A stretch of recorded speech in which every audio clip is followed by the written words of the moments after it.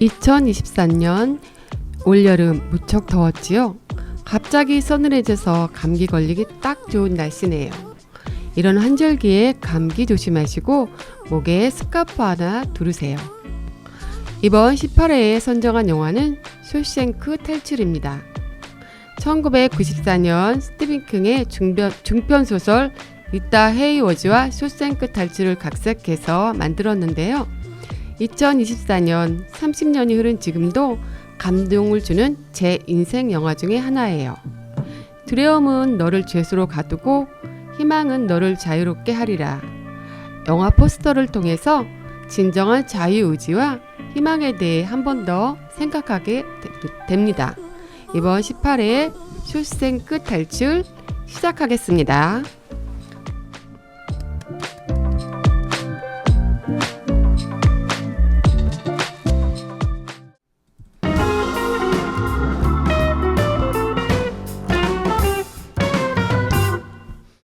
안녕하세요. 18회 영화 진행을 맡은 팥죽 라디오 장만순입니다. 여러분 한 달 동안 잘 지내셨나요? 네.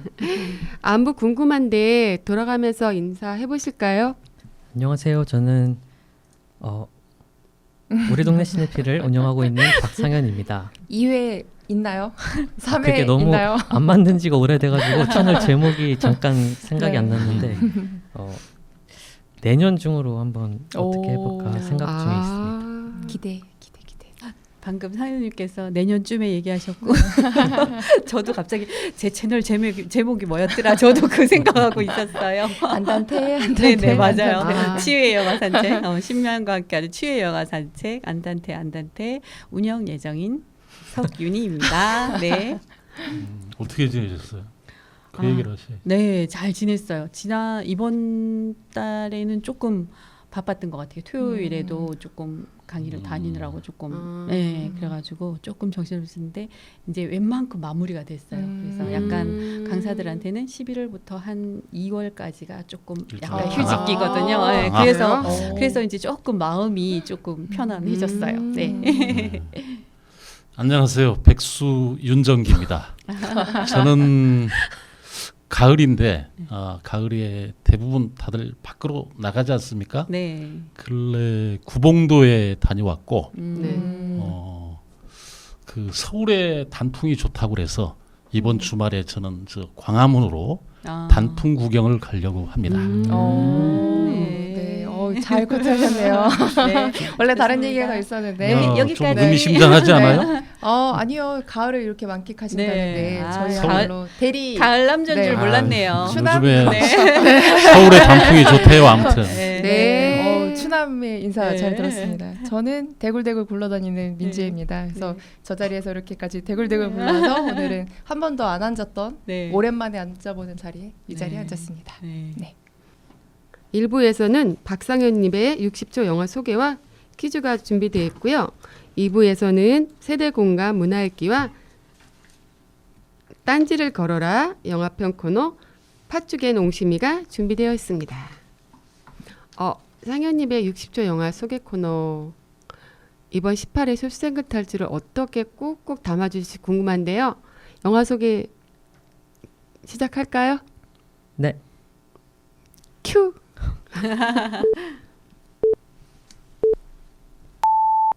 앨리스 보이스 레딩, 자칭 레드는 감옥 쇼생크에서 무기징역을 받아 살고 있는 흑인 죄수입니다.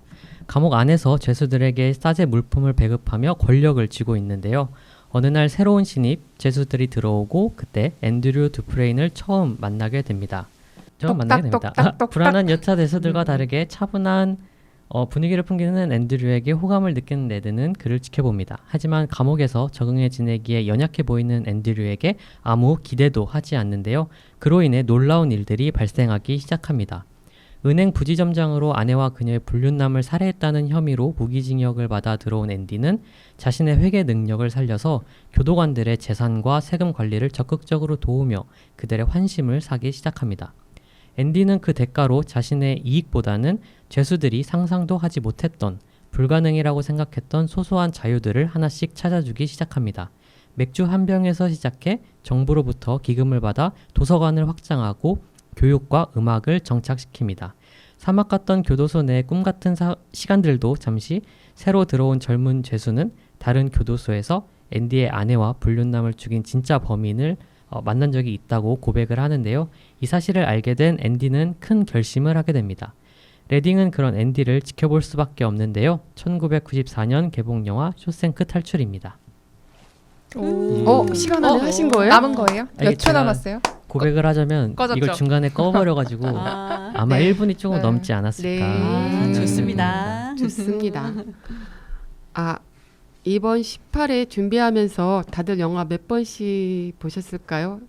일단 저는 3번 봤습니다. 이번에만요? 아니요. 아니면 통틀어서? 합쳐서 총 3번. 저도 통틀어서 한 3-4번은 본 것 같은데 보고 나면 기억이 안 나네요.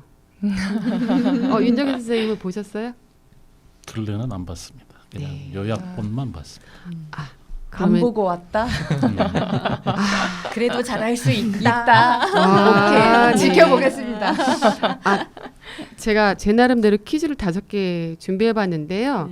17회처럼 가장 많이 맞추신 분이 클로징 멘트권을 가져가실 수 있고요.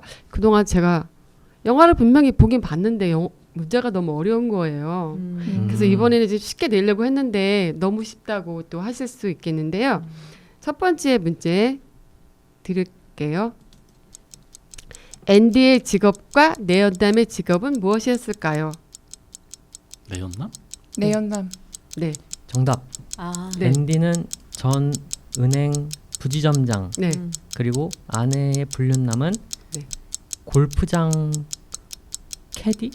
아니 캐디는 아니야. 캐디 아니고 땡. 땡. 여기서 골프 코치. 맞아요. 얻어가셨네요. 네, 서민희 선생님. 그다음에 영화 명장면 중 하나로 꼽히는데요. 앤디가 교도소 간수로 화장실에 가두고 음악을 틀었어요. 그 작곡 음악가와 음악이 뭐였을까요? 참 나름대로 쉽다고 생각했는데. 아무도 없으신지? 어머. 정답! 네. 모차르트 피가로의 결혼. 오, 맞아. 아싸. 하나. 그리고 네. 소설의 원 제목이기도 한 모모와 쇼생크 탈출인데요. 앤디 벽의 포스터에 걸려있던 여자 배우의 이름은 무엇일까요? 마릴린 먼로? 그거는 그 다음. 대본 대본에 대본에 적혀 있었어요. 대본에 제가 적혔어요. 깜빡했더라고요. 6 대본에. 글자. 정답. 네, 네. 본다. 어머 어떻게? 본다, 리타 본다. 헤이워드. 맞아요. 두 번째가 중요하지 참. 그러면은 네. 하나. 하나. 빵개. 빵개. 그럼 가석방에 좌절된 레드에게 앤디가 선물한 것은 무엇이었을까요? 정답 4글자. 뭐였지? 4글자. 힌트 드렸습니다. 안 보고 해봐. 만다. 똑딱, 이렇게 똑딱, 이렇게 하는 거. 똑딱. 옥수수. 하모니카. 네. 정답입니다. 이렇게 떠먹여 드렸어요. 지금 그러면 현재 하나요. 네. 오. 이제부터 네. 제대로구만. 레드는 그 네. 앤디가 탈옥을 하려고 이제 벽을 뚫으려고 했더니 레드가 600년 걸릴 거라고 했거든요. 네. 근데 실제로는 몇 년 걸렸을까요? 19년? 아닌가? 정답을 안 했어요. 정답 19년. 네. 네, 맞아요? 그러면은 서균희 선생님이 그래요? 네. 19년이요? 맞아요? 19년 19년 네. 맞아요. 처음부터 계속 팠으니까. 나 네. 17년이었나 19년 막 이렇게 헷갈렸는데 19년 맞아요. 맞구나. 19년. 네, 그러니까 이게 영화적인 디테일이 20년이면 가석방 심사를 그죠, 그죠, 받잖아요. 그죠. 그 전에 했다는 거에 대해서 되게 큰 의미를 두더라고요. 그래서 네. 혹시 몰라서 몇 개 더 갖고 왔는데 네. 서균희 선생님이 2개를 맞춰서 이제 다른 거는 안 해도 될 것 같네요. 처음에 얻어 걸렸는데. 네, 네. 그럼 클로징 서균희 선생님 부탁드릴게요. 네. 네.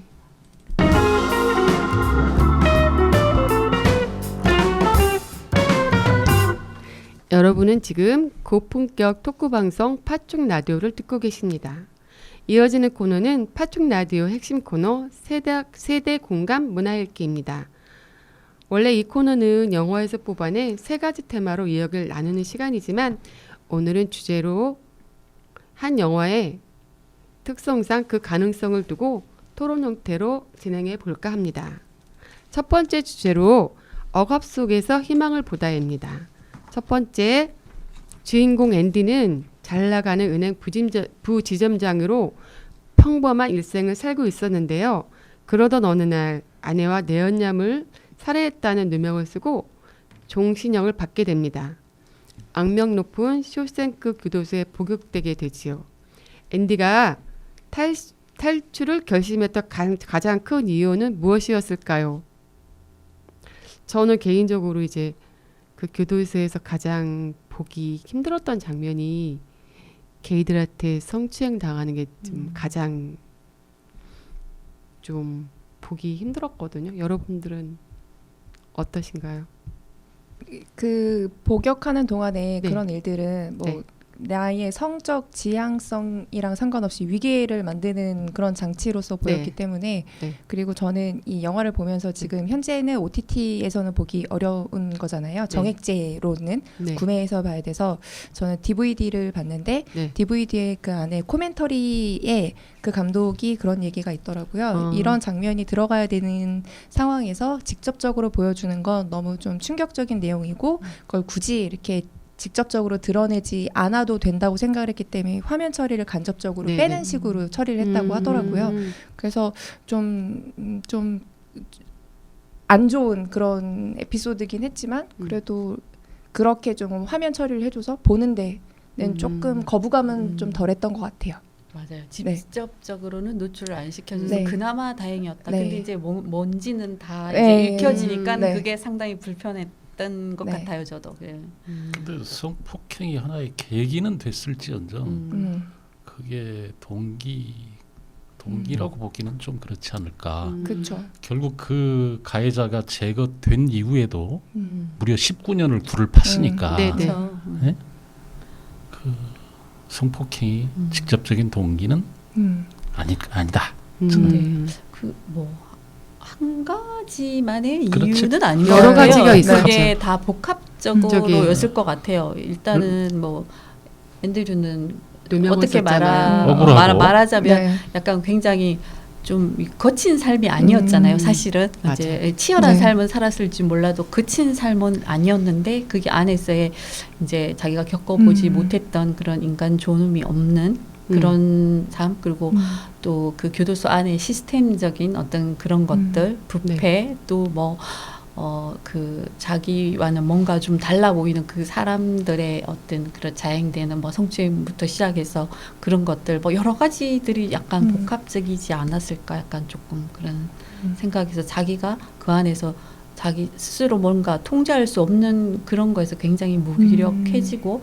자기가 한없이 이제 그렇게 작게 보이는 그 상황에서는 뭔가 그럴 수밖에 없지 않았나 뭐 약간 그런 생각이 드는데 일단은 누명을 쓰고 들어가는 네, 거기 때문에 맞아요. 네, 그게 아마 가장 클 거고 네. 그 안에서 제한되는 자기가 누려왔던 어떤 예, 그런 자유들이 그쵸. 뭐 아예 뭐 허용되지 않는 그런 네. 속에서는 이럴 수밖에 없지 않았을까 그렇죠. 싶더라고요. 그러니까 나는 이 안에 있어야 될 사람이 아니다. 그렇죠. 네. 그런 생각이 많이 음. 있었지 않을까. 그리고 희망이 없는 거고. 그렇죠. 자유와 희망 뭐 그런 열망을 네. 찾아서 저는 네. 그때가 그 영화 초반에 신입 중에 제일 먼저 죽은 사람이 네. 있었잖아요. 그렇죠. 근데 거기에서 그 사람의 안위 다음으로 궁금한 게 그 사람의 이름이 어떻게 되죠? 라는 질문이었을 때 아, 이 사람은 이 안에서 결국엔 자유나 어떤 희망을 계속 노래를 부를 사람이겠구나라는 네, 생각이 그쵸. 들긴 하더라고요. 네. 왜냐하면 그 안에 있었던 다른 사람들은 이름이 뭐가 중요하냐 네. 이런 네. 왜냐하면 그렇게 죽어나가는 사람들은 매번 매 수감 때마다 생기니까 맞아요. 네. 그 장면에서 저는 좀 이름을 찾는 게 좀 인상 깊게 좀 다가왔어요. 영화 초반부터. 두 번째, 앤디가 탈출을 위해 굴을 판다고 했더니 레드는 600년이나 걸릴 거라고 했습니다. 그런데 정작 굴을 파는데 19년밖에 걸리지 않았어요. 여러분들이라면 19년 걸쳐서 굴을 파서 탈출을 감행하실까요? 아니면 안 한다. 이거는 제가 한다 안 한다를 좀 나눠보고 싶은데 네. 판다. 한다. 판다. 2명? 안 판다. 안 저도 판다. 안 판다로. 안 판다 3명인데 안 판다 2명. 지은님이랑 윤희님은 판다고 저희 하셨고, 둘만이에요? 네, 나도 정기님 판다고 판다. 그러셨어요. 네. 네. 저는 제 성격상 못 팔 것 같아요. 그래서 그냥 거기서 아까 석윤혜 선생님하고 얘기했는데 하다가 정 안 되면 이제 약간 극단적인 거 하지 않을까라는 얘기를 했었어요. 다른 분 근데 어쨌든 판다고 네, 하신 두 분들. 번의 종신형이잖아요. 네네. 그냥 있어도 어쨌든 죽을 때까지 있는 건데 한 번 정도는 시도해봐도 되지 않을까. 네, 어차피 그 죄가 추가될지언정 뭐 독방밖에 더 가겠어요. 그런 생각이 들었어요. 네. 그 레드는 600년 걸릴 거라고 얘기했는데 네. 실제 영화상으로는 19년이 걸렸다. 네. 이게 아는 것과 모르는 것의 차이가 아닐까. 네. 이 사람이 그 나름 그 앤디가 자신을 가지고 계속 꾸준히 할 수 있었던 것은 지질학, 도서관 그 책을 이용해서 네. 계속 지식을 쌓고 그걸 바탕으로 할 수 있는 힘을 얻지 않았을까, 동력을 얻지 않았을까. 그리고 이제 뭐 여러 가지 요인이 있지만 그 자기가 누명을 벗을 기회를 또 박탈당하는 그런 맞아요. 일도 벌어지고 아무튼 저 같으면 한다. 저도 한다는데 일단은 이제 그 앤드류 같은 경우에는 자기 자신을 믿었을 것 같아요. 그 똑똑하잖아요. 아는 만큼 보인다고. 저도 이거 봤을 때 참 대단한 사람이네. 역시 아는 만큼 보인다. 약간 이런 생각이 들면서 그 아까도 말씀하셨지만 뭐 공부도 하고 지질학적으로 뭐 그런 거 저런 거 해서 그리고 그 나가서 난 뒤에 뭐 어떻게 하고 돈도 그 안에 있는 걸 바깥으로 다 이렇게 할 수 있는 그런 어떤 두뇌와 그런 게 있기 때문에 굉장히 자기 자신을 믿었을 것 같아요. 그런 걸 믿었는데 저는 이제 성격적으로 보면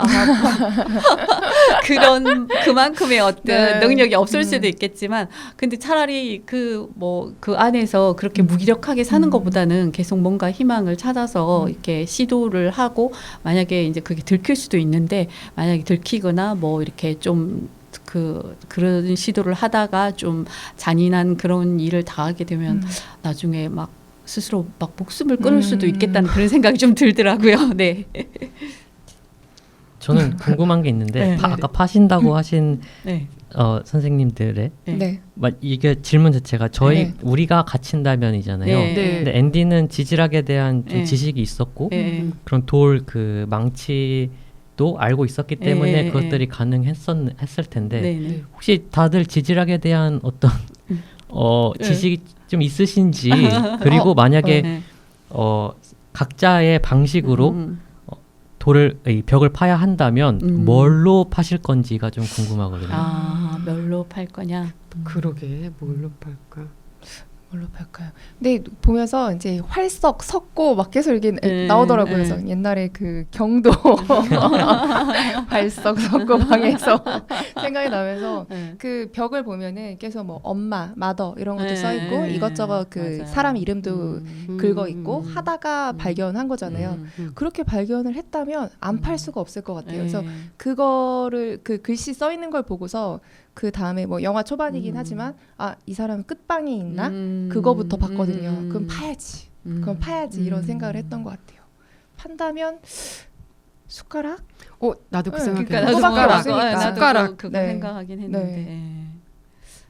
아니 근데 내가 만약에 있다면 그 안에 들어간다면 이라는 전제라면 내가 앤디라면 그러니까 앤디의 조건을 가지고 판단을 해야 되지 않겠어요? 시도할 것이냐 말 것이냐를. 그러니까 거기서 제공이 되는 그 특수강의 그 뭡니까 망치 그리고 지질학적 지식을 얻을 수 있는 조건 이런 것들이 충분히 제공이 되고 있다.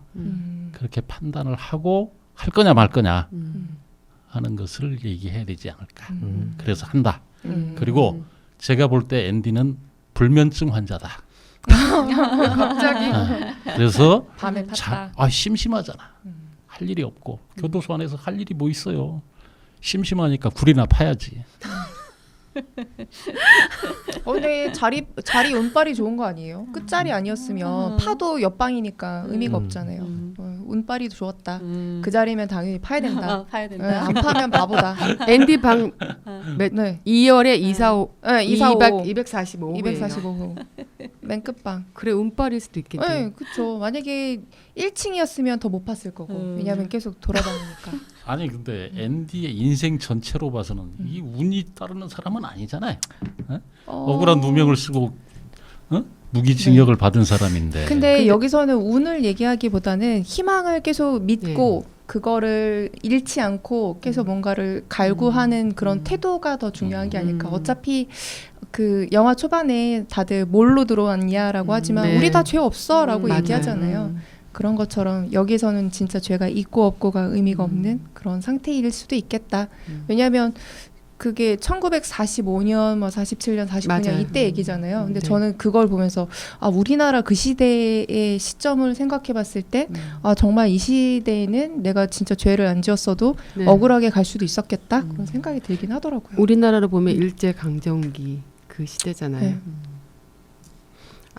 얘기 다 하셨나요? 네. 아니 네. 파지 않겠다는 네. 저는 주장을 네네네. 좀 더. 저는 안 파겠다고 했는데요. 네. 사실 만수님은 여기 19년 밖에라고 했지만 네. 19년이 밖에는 아니 음. 0살 아기가 20살이 될 때 동안 그 긴 시간을 계속 파야 된다는 그건데 네.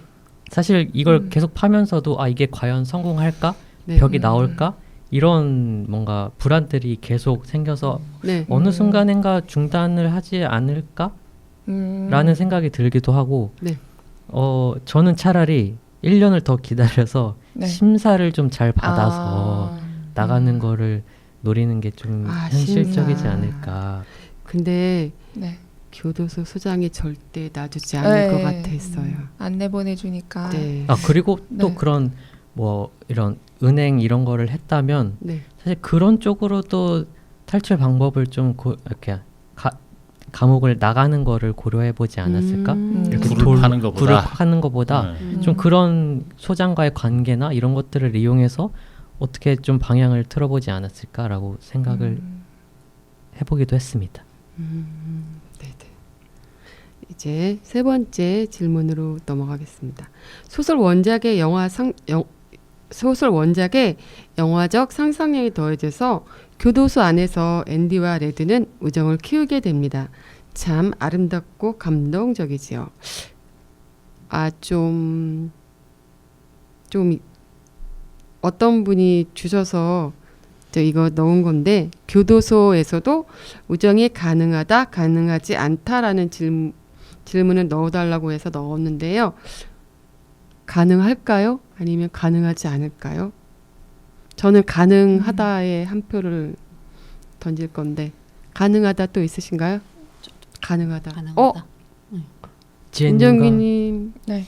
여자들만 가능하다. 윤정기님. 남자들은 불가하다. 가능하다. 가능하다. 그러면 손에 바짝바짝 들어주세요. 윤정기님 가능하다요? 저는 아닐 거라고 생각했는데 가능하지 않다 그러면은 한 명. 저는 불가능하다고 생각합니다. 먼저 질문해볼까요? 왜 가능하지 않다고? 아니요. 좀 가능하다고 하신 분들 의견을 먼저 들어봐도 될까요? 다수 의견이니까. 네. 아니 사람 사는 세상에 네. 분명히 친구가 생길 수 있는 상황이 아니냐. 그건 그냥 자연스러운 현상이 아닐까.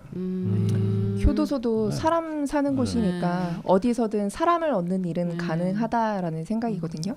그러니까 교도소 안에서도 뭔가 이제 강자와 약자의 뭐 위계 질서가 있을 수도 있고 뭐 이제 네. 약자들은 좀 강자한테 어떻게 빌붙거나 잘 보여서 어떻게 하려고 하는 그런 게 있을 수도 있겠지만 그 약자끼리 아니면 교도소 내에 어떤 그런 뭐 열악한 그런 거를 같이 겪는 그런 어떤 고통도 뭐 비슷한 고통을 안고 뭐 고립감이라든가 뭐 이런 것들 같이 함께 겪는 그런 게 있다 보니까 그런 경험들 또 그런 거를 유대감 뭐 이런 것 때문에라도 반드시 생기지 않을까 이런 생각을 해봤습니다. 네. 그리고 이 어떤 흉악범 네. 이런 친구들이 이제 범죄를 사회에 나와서 범죄를 저질렀을 때 이제 도망을 갈 거 아니에요. 네. 도망을 가는데 교도소 동기를 찾아가는 경우도 상당히 있어요. 오. 실제 믿을 만하다는 거지 어찌 보면 감춰줄 수 있고 신뢰할 만하다. 그 역경을 같이 디딜 때 우정이 싹 틀 수 있는 거 아닐까요? 그렇죠. 저희 의견은 이렇습니다. 들어보자. 남자들. 남자들 네. 군대 네. 모임이 오래 가듯이. 들어보자. 사실 군대는 어떤 네. 동병상련이라든가 어떤 네. 국가의 네. 명령을 따를 수밖에 없는 환경이기 네. 때문에 군대에서의 우정은 저는 충분히 가능하다고 네. 생각을 하는데 네. 교도소잖아요. 네. 그래서 네. 저는 좀 더 제가 교도소를 가본 적은 없지만 뭔가 오직 그들 사이에 좀 위계 질서만 있고 뭔가 힘과 이런 것들이 우정보다 더 먼저 일단 생존 본능 같은 것들이 더 우선하지 않을까. 더군다나 사실 좀 생각해 보면 요즘 같은 시대의 교도소라면 우정이 좀 더 생길 수 있을 거다라고 생각을 해요. 그러니까 과거 시대, 그러니까 이 영화의 배경이 되는 시대보다 네. 요즘 같은 경우는 조금 더 이렇게 인권을 더 고려해주고 하는 환경에서는 그래도 정이 싹 틀 여지가 조금 있을 텐데 이 영화상에서의 환경은 폭력이 먼저 우선하고 그리고 이제 주변 환경들이 다 뭐 무기징역수, 살인으로 들어오고 네. 막 이런 사람들이기 때문에 사실 정이 생길 수 있는 환경은 아니지 않을까. 그래서 앤디와 레드의 제가 원작 소설을 못 봐서 거기서 뭐 우정이 어떻게 소개가 됐는지는 모르겠지만 앤디와 레드의 경우가 영화기 때문에 특별한 경우다라고 생각을 합니다. 저는 그렇게 생각을 안 합니다. 아무튼 영화상에서 앤디는 그 꼭 레드에게만은 아니지만 그 같은 죄수들에게 네. 계속 베푸는 역할을 하면서 또 레드하고는 개인적으로 더 끈끈한 그런 관계이고 서로 주고받는 것들도 있죠. 전체에게 베푼 것 말고도 그러니까 서로 이제 포스터도 주고 네. 받기도 했고 하모니카도 주고 받았고 네. 아무튼 교도소 아니라고 사람 사는 세상인데 우정이 싹 트지 않는다. 그렇게 잘라 말할 필요는 없지 않을까. 근데 그것도 사실 레드가 그것이 가능했던 인물이기 때문에 앤디가 접근을 한 부분도 있고 네. 어떤 싸제 물품을 밖에서 내가 필요한 걸 얻을 수 맞아요. 있는 인물이 레드이기 때문에 공생관계. 네. 아마 다른 사람들 그런 권력이 없는 사람들에게는 찾아가지 않았을 거고 그래서 이것도 어쨌든 내 필요에 의해서 먼저 움직인 거기 때문에 사실 그게 우정일까라고 생각을 근데 하게 이 됩니다. 영화에서 가장 이타적인 사람은 어떻게 보면 앤디라고 생각이 들거든요.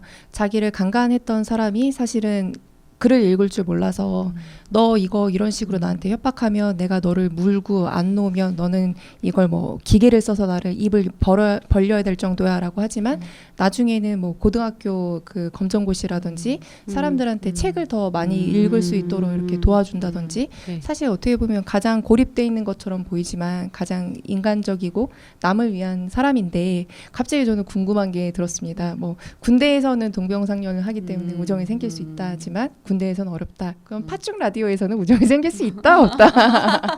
질문 드리고 싶네요. 저희는 있다고 했으니까 궁금합니다. 여기서도 충분히 네. 어떤 동병상련에 날카롭죠. 우리가 같은 처지에 놓여 있다 네. 이런 마음을 충분히 공유를 할 수 있을 것 같고 네.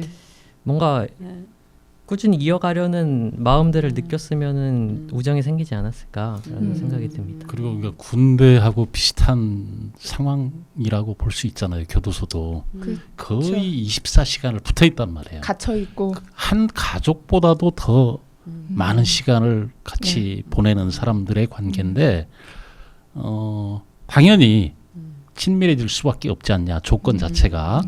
그리고 사람은 누구나 외로운데 심리적 안정을 얻기 위해서도 누군가가 친구가 필요한 상황이다.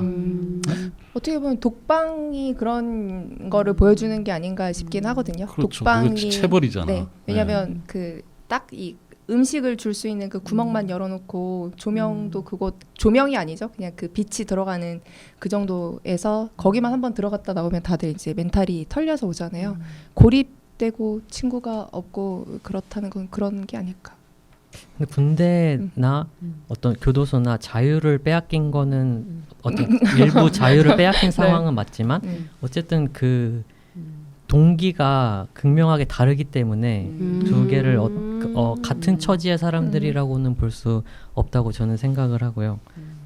어쨌든 친구는 안 된다. 네, 그리고 심리적 안정에 있어서 꼭 그것이 우정은 서로 주고받아야 되는 건데 어떤 꼭 내 심리적 안정을 위해서는 꼭 우정만이 우정만이 그거를 가능하게 하는 게 아니라 어떤 사람에 대한 뭐 권력자에 대한 의존이라든가 네. 나한테 해를 가해도 저 사람한테 내가 의지를 함으로써 심리적 안정을 얻는 뭐 이런 다소 부적절한 심리 관계에서도 사실 그것들이 가능하다고는 생각을 하기 때문에 진정한 우정은 아니다 라고 저는 생각을 해요. 근데 이 영화에서 앤디는 그 레드를 신뢰하지 않는다면 절대 해서는 안 될 말을 해요.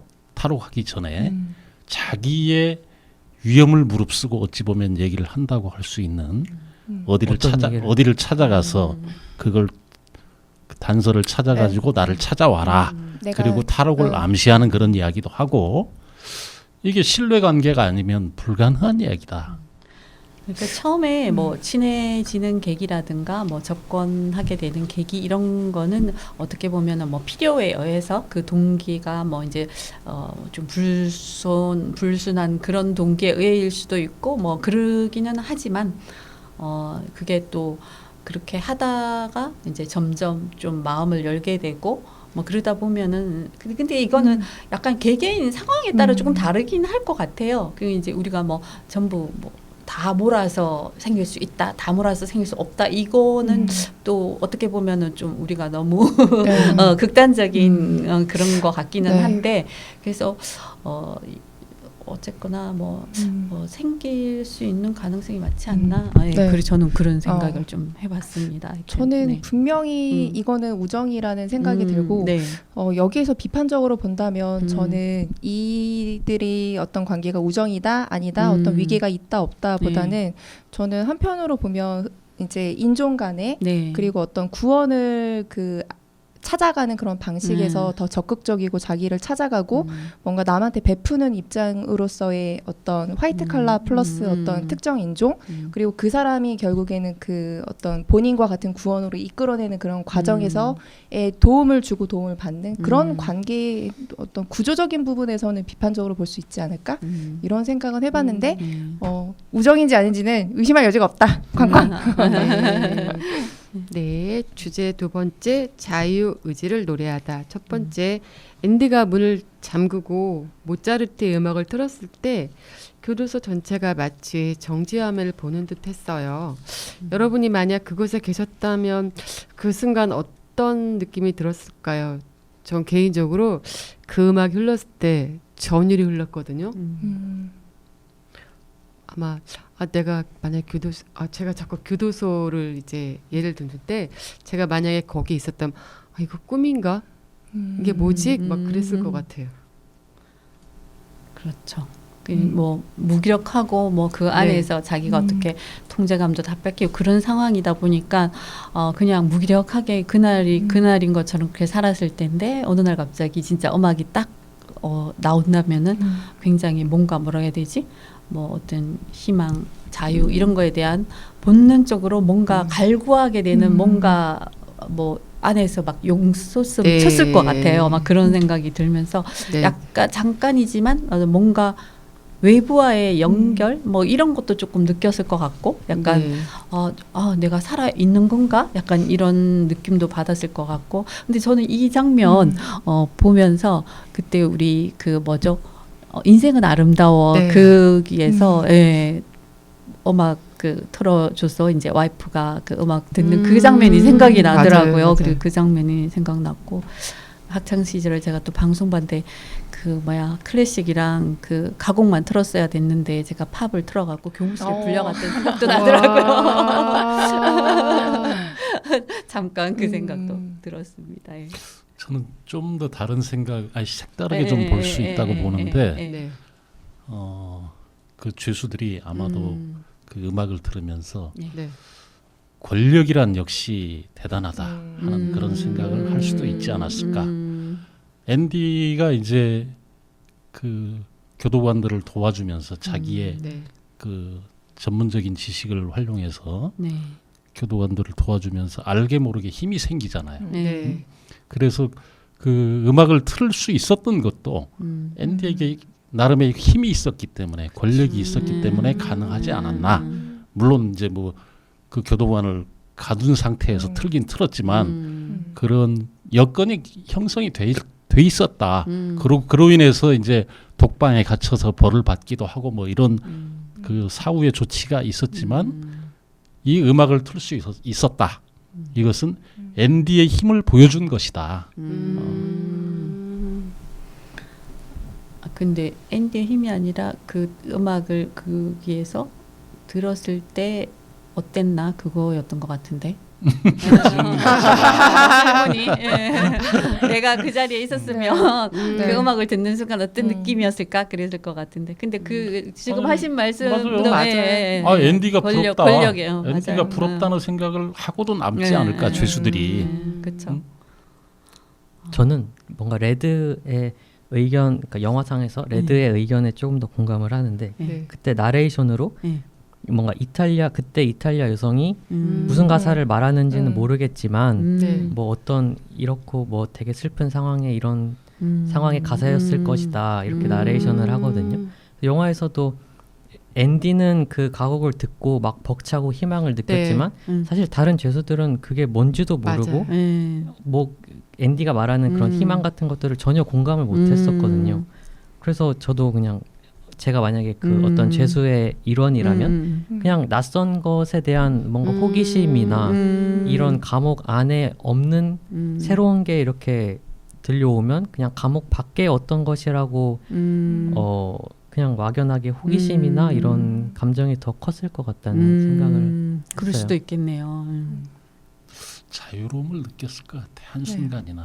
그 안에 있던 사람들의 평균적인 학력이나 어떤 이런 것들을 생각해 본다면 절반 이상은 네. 이제 언어를 모르거나 맞아요. 어떤 다채로운 경험을 해보지 못한 사람일 수 있잖아요. 저 역시도 그런 입장으로 생각을 한다면 상현님 말씀하신 것처럼 이게 뭐지? 이렇게 생각할 수 있겠지만 앤디가 여기서 바란 거는 이 음악이 모차르트고 어느 시대에 무슨 음악인지를 아는 것보다 네. 인생에는 당신들이 지금 잠깐 박탈당했지만 이러한 어떤 당신들은 지금 거세당한 어떤 이런 인생의 한 면이 있다라는 걸 보여주고 경험해 주는 것만으로도 의미가 있지 않을까 싶더라고요. 왜냐하면은 나중에는 그 사람들이 난 이런 건 모르겠고 뭐 누구 음악이 좋다라고 했을 때 나중에 기부받은 그런 앨범 중에서 네네. 그 음악을 틀어주거든요. 그래서 네. 그런 걸 봤을 때 아예 모르는 것보단 이런 것이 있다라는 걸 알려주고 그것에서부터 이 사람들도 자유를 찾아가고 희망을 가질 수 있도록 좀 도와주는 게 좀 멋있어 보였다. 멋있는 또라이 같다. 네. 근데 사실 이 가곡을 못 틀 이유가 없지 않나라는 생각도 드는 게 교도소 안에서 영화도 보여주잖아요. 네. 근데 맨날 똑같은 지금 영화만. 상황과 네, 그때 그 1940 몇 년도 상황. 네. 그래서 이게 영화도 이제 뭐 1900년도에 뭐 발명이 돼가지고 또 시간이 질러서 뭐 1940년이라고 하지만 가곡은 훨씬 더 오래전에부터 만들어져가지고 되게 보편적일 텐데 음악 하나 영화를 틀어주는 것보다 음악을 못 틀어주는 거에 대한 환경이 저는 조금 더 근데 영화는 어떻게 보면은 거기서도 똑같이 나 이거 3번 봐서 다 안다는 식으로 얘기를 네, 하잖아요. 근데 제가 생각했을 때 거기서의 클래식을 틀어준다는 거는 좀 더 더 한 차원 높은 차원의 어떤 문화 경험을 들려준다라는 식으로도 조금 접근이 되지 않을까라는 생각이 들었거든요. 그래서 감히 너희가 내가 뭐 맞아 죽어도 혹은 총으로 쏴도 모를 너희가 약간 이런 느낌이 들기도 했어요. 제가 영화를 이제 딴 데서 하는 것도 이제 보긴 봤는데 거기 레드가 20년 됐을 때 가석방 심사를 받잖아요. 그때는 이제 씻으라고 했대. 그러니까 되게 고압적으로 했고 근데 그 할아버지들 앉아 있고. 네, 모건 프리먼 아들이 그 역할을 맡았다고 하더라고요. 그리고서 또 30년 됐을 때 그다음에는 조금 더 약간 부드러워지고 뭐 40년 됐을 때는 그 여자 네, 섞여 있어요. 네, 섞여 있었다고 하더라고요. 그러니까 쓰다가 흐르면서 조금씩 고압적인 자세에서 좀 부드러워진 자세로 변하고 인권에 대해서도 좀 생각하게 된 거였는데 그때 당시에는 되게 고압적이고 흉악범 너네들은 인간도 아니야라는 그런 시대였던 것 같아요. 근데 그 계속 부적격 날린 게 네. 그때는 그래도 또 나가면 재범 발생률이 네. 좀 있다고 생각하는 나이였기 때문에 그렇고 네. 이제 나중에는 그냥 그냥 네. 이빨 빠진 호랑이처럼 됐을 때 그제서야 내보내주는 약간 그런 것도 있을 수 있지 않나 약간 그런 맞아요. 생각도 들더라고요. 네. 얘기 다 하셨나요? 네. 앤디는 교도소 간부들의 세금 감면과 사적인 일들을 도와주게 되고요. 그 대가로 부룩스와 도서관 일을 하게 되는데 주 정부에 계속 편지를 써서 결국 두 손 두 발 다 든 정부로부터 기금도 받고 6년 동안 이제 1년에 한 번씩 돈도 많이 받게 되는데 앤디는 그 교도소에서 희망 없는 그 교도소에서 왜 기금을 계속 받아냈을까요? 각자 좀 생각 좀 들어보고 싶거든요. 아마도 그 도서가 확장이 되면서 네. 거기서 이 굴을 파는 지식 네. 관련된 서적도 구입을 했을 것이고 네. 지지라. 거기서 나름 근데 탈출에 원래 지식을 쌓지 앤디는 않았을까? 지질학에 대한 관심이 있어서 취미가 있어서 원래 알고 있었던 거 아니에요? 지질학에 대한 지식이? 그건 아닐걸요. 알고 있는데 이제 그 디지털 서적을 읽음으로써 좀 더 강화되는 그런 느낌이었어요. 제가 느끼기에는. 네. 네. 우연히 그 이름을 쓰다가 그 네. 체스판을 그렇죠. 하다가 네. 이게 떨어지는 거 보고 느낌이 그래서 그 사람이 책을 계속 읽으면서 아마 계산을 했을 것 같아요. 네. 이 글을 어떻게 해서 어디까지 나가고 그러면 몇 년이 걸릴 것이다라는 어떤 그런 계산도 있었던 것 같아요. 회계사다 보니까 회계 그쪽도 일을 하다 보니까 저는 그래서 이거 좀 생각을 많이 해봤어요. 그러니까 앤디가 계속 끈질기게 보내잖아요. 그래서 이 사람이 이 끈질긴 끊임없는 불면증 환자라서. 종신형인데 두 번의 종신형인데 못 해볼 게 뭐가 있겠냐 이지 않을까요? 저는 네. 자꾸 불면증이라. 근데 불면증이라기보다 계속 굴을 파야 하니까 잠을 못 잔 거 아닐까요? 안 잔 거죠. 근데 그냥 웃자고 하시는 얘기인 것 같습니다. 방송의 재미를 위해서. 아하, 저는 그럼 주제 3으로 넘어가 볼까요? 네. 인간의 존엄성을 말하다. 제가 긴장을 해갖고 혀가 자꾸 말을 안 듣는데 이 자리가 그런 자리더라고요. 첫 번째, 네. 힘과 권력을 가지면서 드러나는 인간의 이중성. 특히 교도소장이 성경 구절을 인용하면서 더 이중성이 드러나는데요. 교도소 소장의 행동을 보고 어떤 생각이 드셨는지요? 개인적으로 윤정기님을 콕 찍어서 한번 부탁드리고 싶은데요. 어떤 느낌이 드셨어요? 인간은 얼마나 사악해질 수 있는가. 충분히 그런 놈도 세상에 존재할 수 있다. 저는 그렇게 생각합니다. 만족할 만한 답변을 들으셨나요? 그렇진 분량으로? 않은 것 같아요. 네. 다른 의견. 그때 그 네. 교도소 소장님에 대해서 그때 되게 많은 얘기를 할 것 같아갖고 먼저 질문을 드렸거든요. 그러니까 자기 이익을 위해서는 네. 그 죄수를 총으로 쏴서 네. 탈옥수로 만들어 가지고 총으로 쏴서 죽이기도 하고 네. 그리고 이 앤디가 억울한 누명을 쓰고 들어왔다는 사실이 확인되는데도 불구하고 그걸 입증할 만한 것을 깔아뭉개고 철저하게 앤디를 자기 노예로 삼기 위해서 그런 일을 벌이는 인간, 그런 인간이 현실에서도 충분히 가능하다. 딴지 같아요. 그러니까 네. 성경이라는 그 뭔가 신성해야 되는 네. 그런 것들을 어떤 자기의 어떤 이익과 뭐 자신의 권력 뭐 이런 것들을 유지하고 또 정당화하려고 하는 그런 거에 도구를 썼다는 거에 대해서 좀 굉장히 좀 그렇죠. 그 종교적 신념과 네. 인간의 사악함은 별개다. 원래 영화에서 종교 이렇게 얘기하는 사람이 제일 원래 타락한 사람이 맞아요. 자기를 감추기 위해 얘기를 하기도 하고 그리고 그때 이제 서로 그 성경 배틀을 하잖아요. 네. 어떤 구절이 가장 마음에 드냐라고 했을 때 이제 그 노튼 그 소장은 이제 내가 빛이니 나를 따르는 자들은 어떤 맞아요. 게 있을 것이다라고 얘기하는 거에서부터 굉장히 자기 어떤 그 중심주의의 이기적인 인간이다. 네. 성경에서 하필 그 구절을 해서 그러니까. 그런 생각이 들더라고요. 교도소장은 어찌 보면 교도소 안에서는 빛이죠. 신적인 존재. 그렇죠. 사실은 맞아요. 신적인 존재. 네? 그러니까 지 마음대로 해도 된다고 생각하는 거예요. 그리고 그 교도소장 그 나쁜 놈이 그런 얘기를 했던 것 같은데 자기가 믿는 것은 성경과 규율이라고 그랬어요. 맞아요. 근데 그 성경과 규율에서 하지 말라는 짓을 다 했죠. 계속하지. 그렇죠. 네.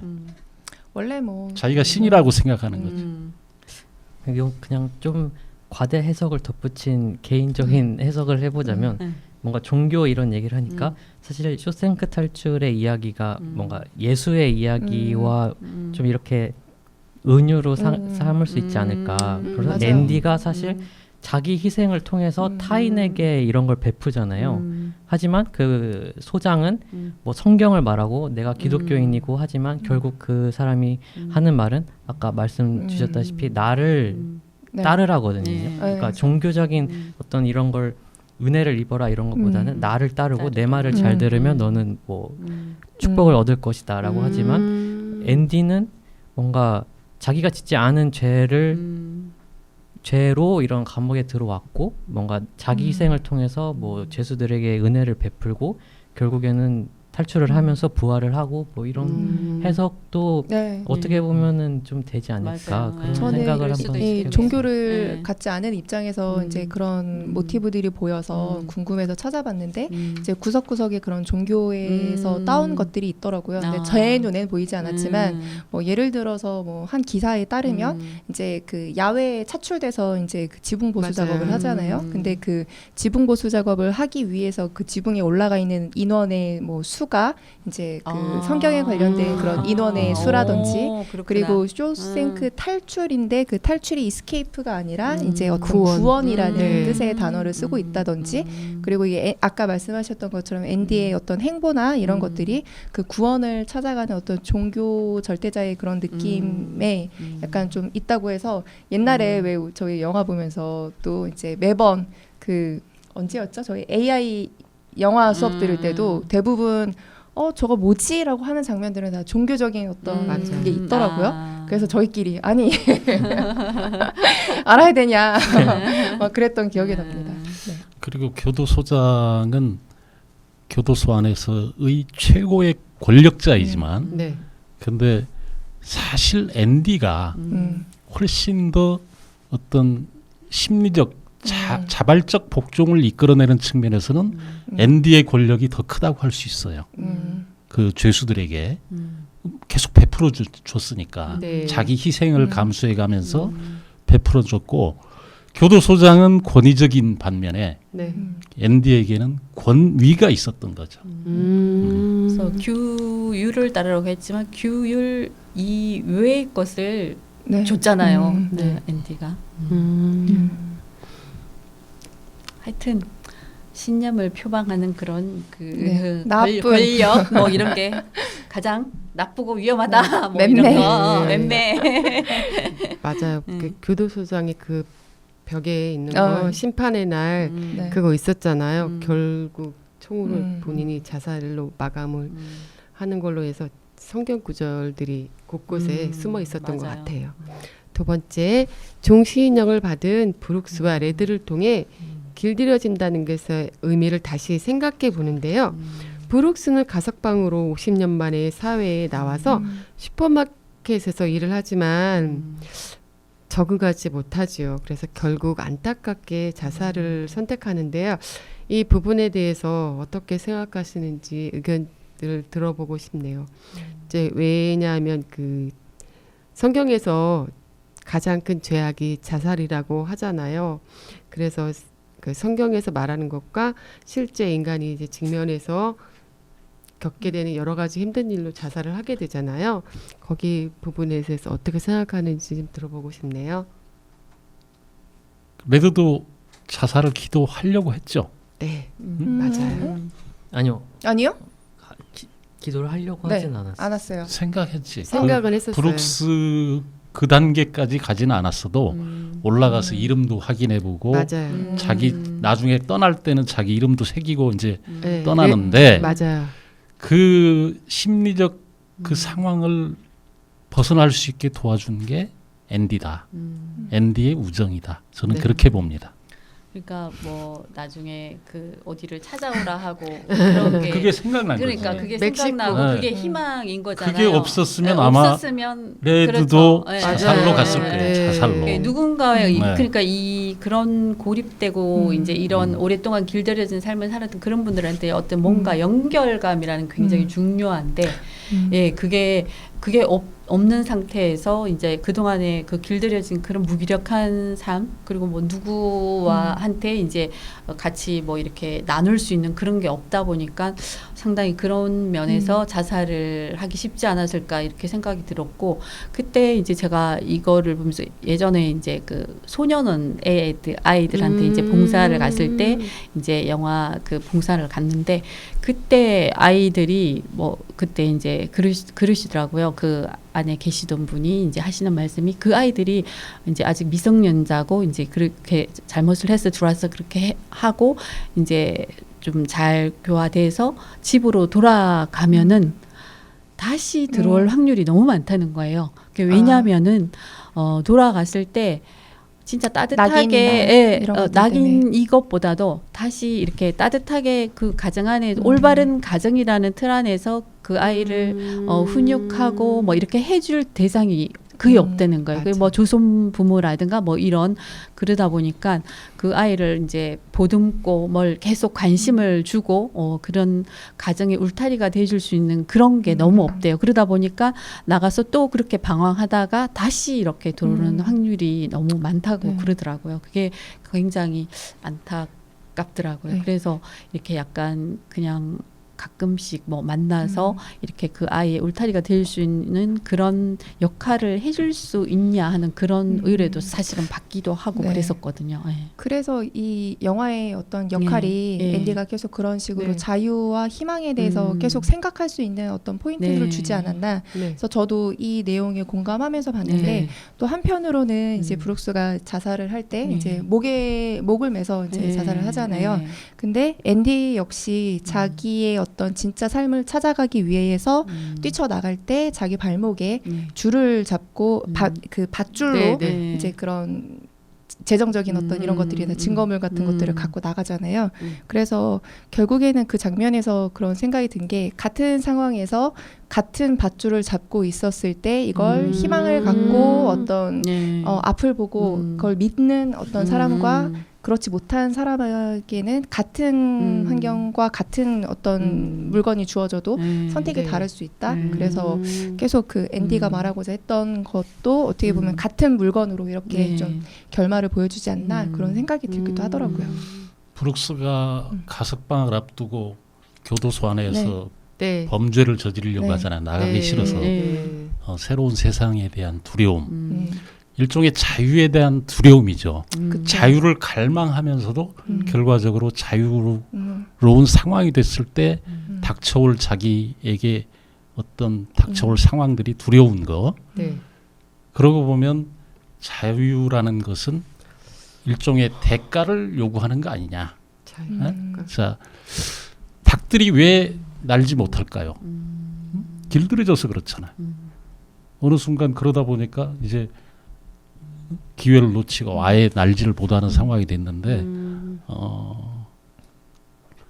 나갈래 말래 날 수 있는 그 능력을 가지고 있을 때 아마도 포기하는 닭들이 제법 많지 않을까. 인간이 주는 먹이 때문에. 그 레드가 너 600년 걸릴 거야라고 한 거는 네. 어떤 자유와 희망을 모르는 사람이고 그걸 경험해보지 못했기 때문에 그건 600년이나 걸릴 거다라고 말을 네. 하지만 그걸 실천하는 앤디는 그렇죠. 그걸 19년 만에 끝내잖아요. 그래서 계속 우리 역시도 이제 그런 것들을 깊이 생각하고 그래야 되지 않을까? 그리고 그 야생에서 사는 동물과 이 동물원에 사는 동물이 수명이 다르죠. 그렇죠. 동물원에 사는 애들이 자유는 없어도 수명은 훨씬 길어요. 그 자유의 대가를 야생에 있는 동물들은 자유의 대가를 치러야 돼요. 그거 보셨어요? 레드하고 브룩스하고 이제 교도소에 나올 때 그 디테일한 장면 못 보셨죠? 저 봤는데 브룩스가 나올 때는 이제 그림자가 이렇게 역광으로 있어갖고 브룩스가 나오는데 사회에서는 이제 감옥 그 형틀이 비춰졌고요.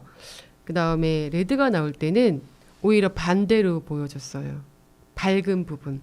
그래서 그들의 이제 미래를 희망이 있는 자와 희망이 없는 자를 이렇게 보여줬는데 그건 저 그 되게 감명 깊게 봤거든요. 그러니까 똑같은 상황이 네. 주어져도 누군가는 빛을 보고 네. 누군가는 네. 구름 뒤에 빛을 볼 맞아요, 수도 있는데 맞아요. 어떤 분들은 그게- 구름만 네. 보면은 이제 네. 그렇게 된다. 암시를 해줬겠죠. 웃긴 네. 얘기해도 돼요? 저는 레드가 나갈 때 아니 40년 동안 있었는데 가방이 저렇게 멀쩡하다고? 40년 동안 있었던 저 가방 역시 물건은 옛날 게 좋구나 그 생각했어. 그리고 레드는 똑똑하긴 하지만 무슨 직업을 가졌을지는 상상이 안 됐거든요. 근데 나갈 때 복장이 정장이어서 좀 놀랐어요. 그 당시에 기본 복장이었을지 아니면 그 뭐였을진 모르겠지만 그 젊은 남자 그 중간에 죽음을 당했던 네, 그 네. 사람은 아마 정장은 아니었던 걸로 기억하거든요. 근데 뭐 대부분 정장에 모자를 쓰긴 했지만 근데 생각보다 좀 멀끔한 느낌이어서 네. 과연 이 사람이 어떤 누명 혹은 어떤 살인을 저질러서 오게 됐을까 이 사람의 과거에 대해서도 좀 궁금해지기는 하더라고요. 진짜 그런기도 하더라고요. 세 번째 연쇄 살인범이나 흉악 범죄자의 신상 공개에 찬반 논란이 있는데 이 문제를 어떻게 생각하시나요? 석인희 선생님께 제가 질문을 드리고 싶은데 왜 TV에서나 그 뭐 방송 매체에서 이제 그런 분들이 나올 때 막 엄청 화를 내거나 네네. 자기가 당한 것처럼 이제 범죄자나 가족을 향해서 욕을 한다거나 아니면 가게에다 뭐 계란 투척하고 뭐 물건을 부순다던가 네. 그런 하는 그 심리 기조에는 뭐가 깔려 있는 걸까요? 네, 거기에는 아마 이제 그 행동에는 그 약간 대리적인 네. 외상 또 뭐 그 투사적인 동일시 그리고 이제 뭐 대리 공격성 뭐 이런 또 뭐 약간 카타르시스 이런 뭐 이런 게 있는데 네. 그 타인의 고통에 너무 이제 과도하게 이렇게 동일시하고 뭐 감정이입하면서 네. 이제 마치 내가 그 피해를 당한 당사자인 것처럼 네. 이제 그렇게 느끼는 현상이래요. 그 대리적 외상이라는 게. 네, 그래서 이제 이때 피해자 고통이 이제 곧 자신의 고통인 것처럼 이제 경험하면서 네, 심리적으로 이제 외상을 입게 되어서 그 감정을 풀어낼 수 있는 그런 행동을 취하게 되는 거고 네. 그다음에 이제 투사적인 그런 동일시도 있는데 이거는 이제 자신이 내면에 이제 약간 억눌린 분노라든가 뭐 이런 억울함 뭐 이런 범죄자 가족이나 주변 대상으로 이제 막 투사를 해서 그 사람한테 이제 투사적 동일시를 해가지고 자신이 그 느끼는 그런 감정을 갖다가 다른 사람 타인한테 이제 이렇게 옮겨놓고 그거를 이제 자신과 동일한 심리 상태로 이제 그 간주해가지고 그 자기의 고통, 분노 이런 거를 해소하려고 하는 그런 이제 방어 기제래요. 그런 게 방어 기제고 그 다음에 이제 대리 공격성 해가지고 본래 이제 그 분노 대상에 대해서 직접적인 그런 이제 응징이 이제 어렵잖아요. 네. 자기 뭐 그런데 이제 다른 대상한테 자기 대상에는 어떻게 그게 안 되니까 다른 대상의 분노를 이제 표출하는 그런 기제래요. 그 대리 공격성이라는 게. 그다음 마지막에 이제 카타르시스 이론이라고 해가지고 좀 자기가 고통스럽다든가 뭐 약간 그 감정을 직접적으로 표현하거나 해소하는 그런 이제 방식으로 감정을 이제 표출해가지고 심리적인 그런 자신의 안정을 그렇게 찾고자 하는 그런 심리 기제가 바로 이제 카타르시스 이론이라고 하더라고요. 이런 그 심리 기제들은 이제 약간 그 조금 뭐 공감받고 싶고 또 이제 괜히 뭔가 이렇게 뭐 정의감 뭐 이런 거를 내세워 가지고 약간 부적절한 그런 표현 방법으로 이제 표출할 때 그 발생하는 그런 약간 어떻게 보면은 과잉 반응, 과잉 반응의 하나인 거죠. 그 행동 자체가 그런 거라고 합니다. 네. 아, 감사합니다. 네. 저는 신상 공개는 괜찮은데 네네. 그걸로 인해서 가족들이 피해를 보는 걸 좀 봐갖고 네. 아 이거는 찬반 찬성하기도 좀 그렇고 반대하기도 그런데 찬반 논란이 있다면 저는 찬성입니다. 찬성하신 신상을 공개하는 거, 흉악범의 신상을 공개하는 것은 네. 그 비슷한 유형의 범죄를 예방하는 네. 효과가 충분하다. 네. 그렇게 보여지고 그걸 그 범죄자의 가족이 당하는 고통만 생각할 게 아니라 그 피해자 가족은 또 얼마나 많은 고통을 당합니까? 그렇죠. 그런 걸 생각해 보면 네. 그 가해자 그 흉악범의 가족들이 겪어야 될 그 어떤 심리적인 고통이라든가 이런 것들은 감수해야 되지 않겠냐 그런 생각입니다. 네. 네. 다른 분들 의견 없으시면 다음 코너로 넘어갈까요? 네. 아, 이어지는 코너는 윤정기님의 딴지를 걸어라입니다. 오늘은 쇼생크 탈출이란 영화를 보시고 어떤 딴지를 걸어주실지 궁금합니다. 앤디가 이제 탈옥을 할 때 네, 이 그 교도소장의 불법 자금을 네, 돈 세탁을 하잖아요. 네, 그 가상의 인물을 만들어서 네. 세탁을 했고 이제 앤디가 탈옥에서는 그 가상의 인물로 은행을 찾아가서 돈을 찾는단 말이죠. 네. 야, 그때가 1940년대라고 하지만 그게 과연 교도소 안에 갇혀 있는 상황에서 가능했을까 하는 그런 생각이 들더라고요. 그리고 만들 수는 있겠지만 이 사람이 은행에 찾아가서 그 돈을 찾는데 장애물이 없었겠냐 하는 그런 생각이 들었고 두 번째로 이제 그 교도소장이 참 미련 곰탱이 같은 놈이다.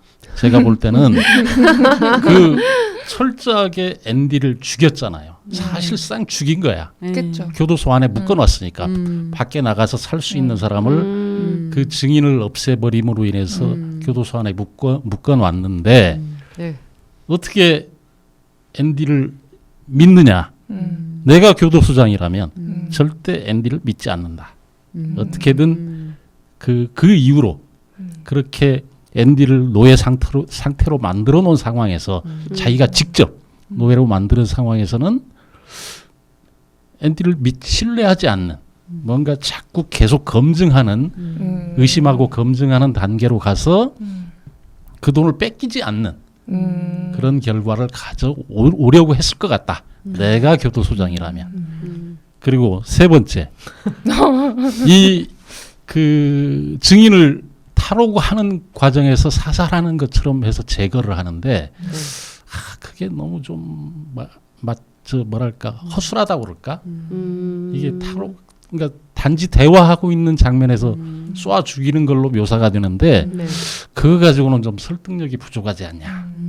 이거 위에 저 철탑에서 내려다보면서 총을 쏴 죽이는데 네. 야 그게 설득력이 좀 약하다. 탈옥하는 사람을 쏴 죽였다고 하기에는 좀 부족하지 않냐? 그 다음에 또 하나. 딴지 못 갈게 지금. 그 비가 오는 날 앤디가 탈옥할 때 이 하늘에서 벼락 천둥번개가 치는 걸 맞춰가지고 돌로 내리 찍는데 이 그 수도가 아닌가 그 하수관을 찍는데 야 저게 가능했을까? 설령 일기예보를 본인이 알았다 손쳐도 이 벼락이 내려치는 그거에 맞춰 가지고 시간 타이밍을 맞춰서 하수관을 찍는데 과연 저게 발각되지 저는 않았을까? 이 4개의 딴지 중에서 네 번째야말로 제일 가능하다고 생각했고 저는 사실상 19년이 걸린 게 아니라 한 1, 2년 정도는 그걸 계속 가능성을 보지 않았을까. 그래서 그날 처음 그 굴을 통과한 게 아니라 그걸 계속 가능성을 확인해보고 이거 진짜 안 되겠다 싶었을 때 아마 그제서야 탈출을 선택하지 않았을까 싶거든요.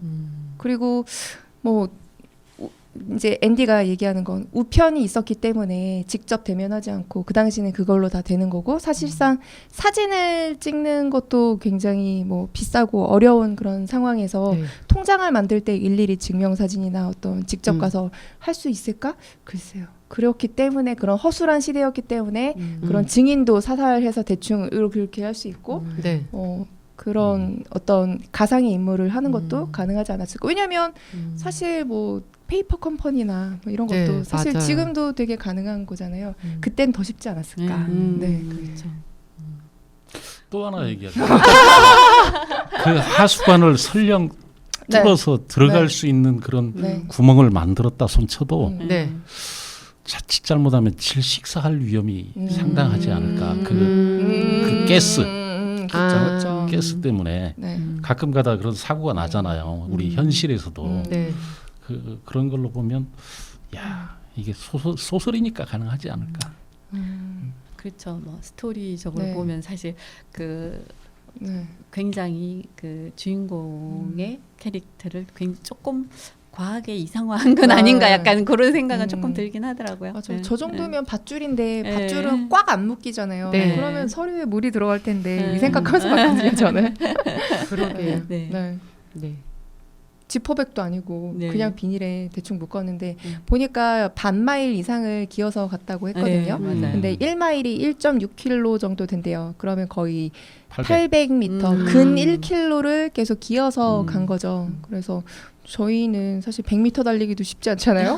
근데 그거에 8배를 기어서 갔다? 그런 거는 정말 종교적인 어떤 그런 의미를 상징하는 게 아닐까. 자유를 찾기 위한 험난한 과정. 그거를 상징했다. 땅땅. 현실적으로 보면 진짜 뭐 이렇게 가능하지 않을 수 있는 일이 너무 많은데 사실은 그 뭔가 희망과 자유를 위해서 그렇게 하는 거. 네, 오늘 딴지 되게 진지하고 재밌게 얘기해서 감사합니다. 재미는 좀 없었다. 팩트. 네.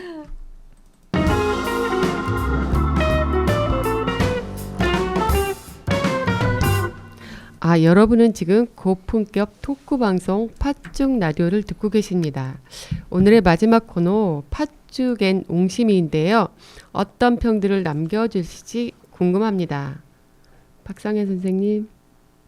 네, 저는 네알로 하겠습니다. 영화의 물리적인 환경이 감옥이고 그 감옥을 탈출하는 그런 이야기였는데 사실 현실을 살고 있는 사람들을 보면 어쩌면 현실에서도 뭔가 희망을 찾지 못하고 뭔가 자유롭지 못하다고 느끼는 사람들이 많지 않을까.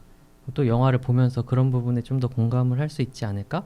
그리고 앤디도 여기서는 이제 사람이었지만 꼭 앤디가 현실에서는 사람일 필요는 없이 뭐 종교일 수도 있고 뭐 음악이나 뭐 영화나 이런 거일 수도 있겠다. 그래서 저는 한 줄 평으로 각자의 삶에 자신만의 앤디를 찾을 수 있기를로 하겠습니다.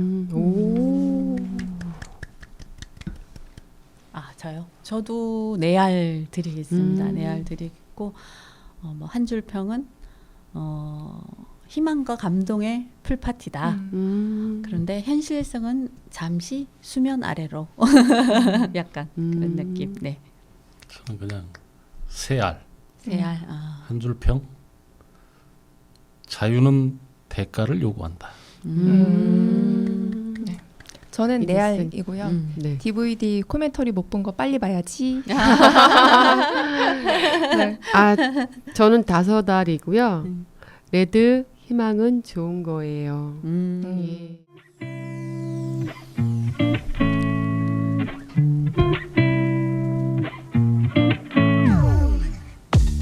살인 누명을 쓰고 복역하던 중 극적으로 탈출에 성공한 앤디.